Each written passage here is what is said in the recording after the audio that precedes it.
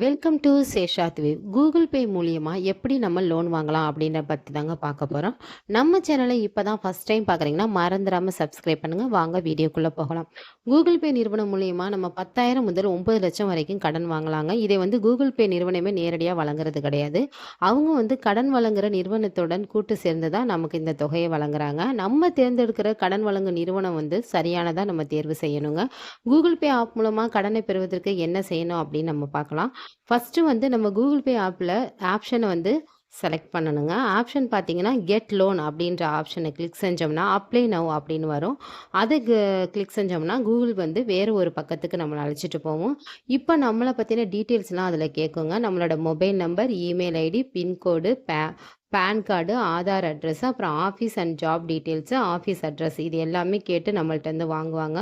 அதுக்கப்புறம் பார்த்தீங்கன்னா நம்மள்ட்டேருந்து சேகரிக்கப்பட்ட தகவல்களை வச்சு நம்மளோட ஸ்கோர் வந்து பார்ப்பாங்க. சிவில் ஸ்கோர் பார்த்தோன்னா நமக்கு எவ்வளோ லோன் கிடைக்கும் அப்படின்னு ஸ்க்ரீனில் வந்து காமிப்பாங்க. 10,000லேருந்து 9,00,000 வரை இந்த தொகை வந்து நமக்கு கடனாக வழங்குவாங்க.